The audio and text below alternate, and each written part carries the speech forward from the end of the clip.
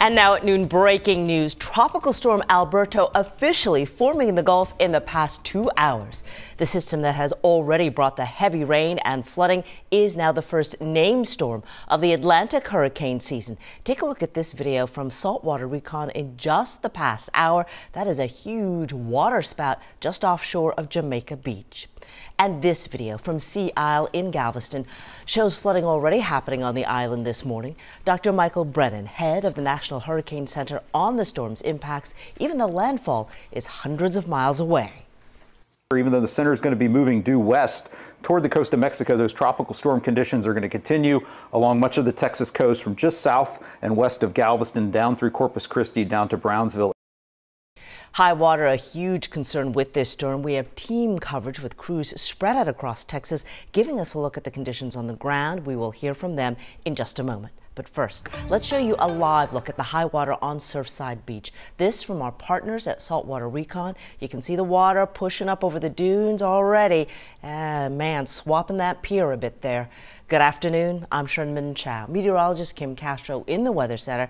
And Kim, we've seen the storm's impacts really ramp up over the past few hours on the coast. Yeah, the storm has now gotten enough organization to get that first name of the season. Tropical Storm Alberto, you're looking at it now. Pressure 995 millibars, still looking at winds within the storm at 40 miles an hour, but gusting to 50. And yes, it'll continue its slow turn towards Tampico, but the counterclockwise flow will bring us impacts to Houston as it makes landfall sometime early tomorrow morning for the Mexican coastline. Now, those counterclockwise rain bands that we're tracking right now continue to bring us on and off light to moderate, even some heavy downpours. So let's take you inside the loop in the Beltway to see where the impacts are right now. Brookside Village, you're seeing some moderate pockets of rain. Hoppy Airport, same deal there. A little bit of heavier rain just south of Katy. So west of Richmond, Weston Lakes, Orchard, Wallace, you're seeing some of those tropical downpours impacting you, but a special focus along the coastline because not only have we been tracking some downpours there, but a little bit more energy, some flashes of lightning,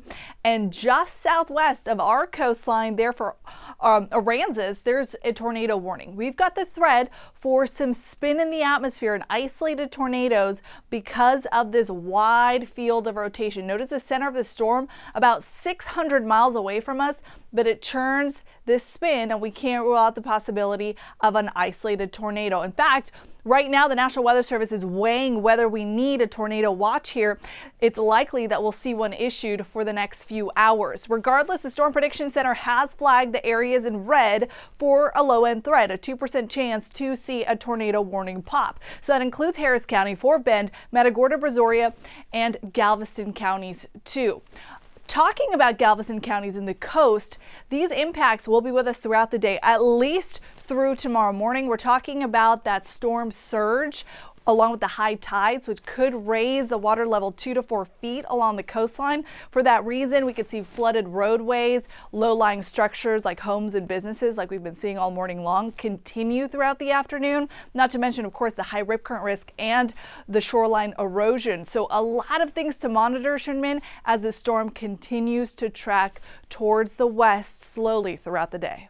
All right, Kim, we'll check with you in a couple more minutes again. And Alberto, of course, forecast to make landfall in Mexico tomorrow, but as we've seen, it is already impacting Texas.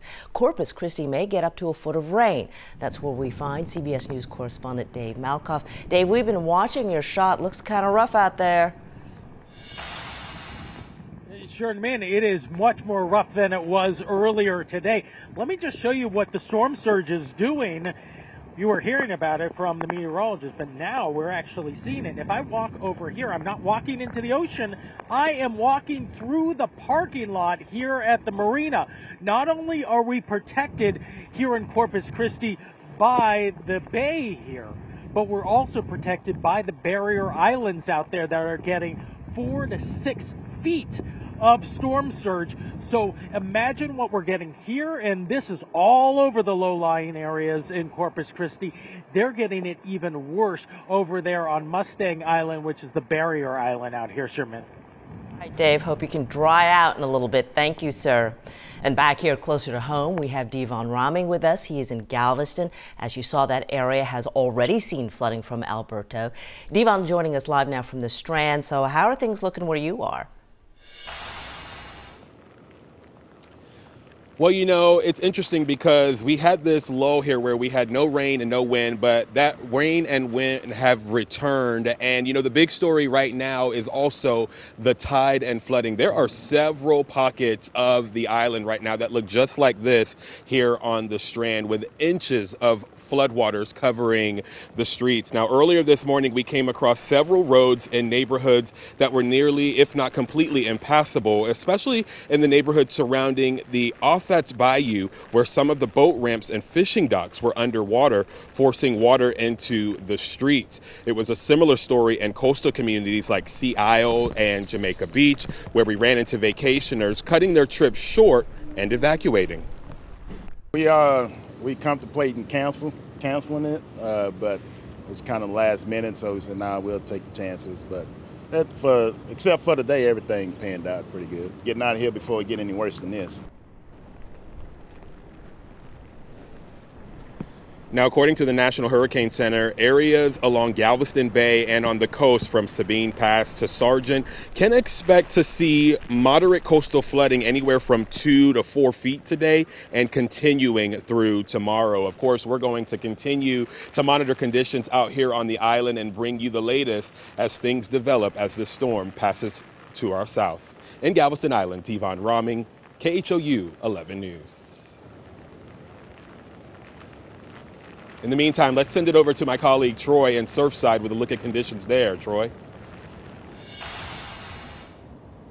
Yeah, thank you, Devon. We've arrived here around 9:30 this morning, and like you mentioned, it really hasn't been a lot of rain, but the wind has been the biggest issue. This wind gauge that we have here currently reading about 14 miles per hour, but we've seen it go up to 19. Now you can see we're by the Intracoastal Bridge to Surfside, and this is where we're seeing a lot of that flooding impact. I want to step out of the way. You can take a look over to my right. You can see that vehicle appeared to have been flooded out because of that water that's been pushing in, and you can also see that it is moving fairly quickly as well, and that's what we've been seeing throughout the morning here as well. Now, again, we are over here in Surfside. We've been in the area throughout the morning, and many people we could see walking along some of these waters, which go up to about your calf, if not a little bit higher, to get back to homes in the area. Now, we could see some roads with water over them, including Fort Velasco Road on the west side of the city. And what we've also seen is that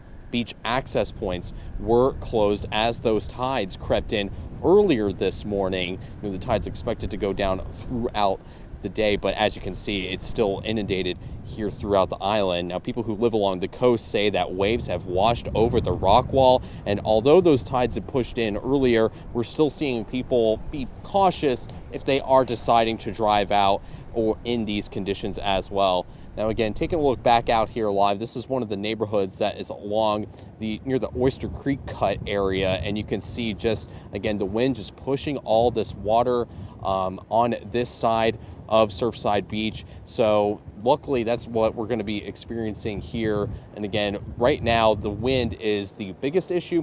Seen a couple pockets of showers here this morning, but again, this is the biggest issue that we've been experiencing here so far. Reporting live in Surfside Beach, Troy Kless, KHOU 11 News. Well, at least one car owner is going to have a mess on his hands once all this water recedes. All right, thank you, Troy Kless.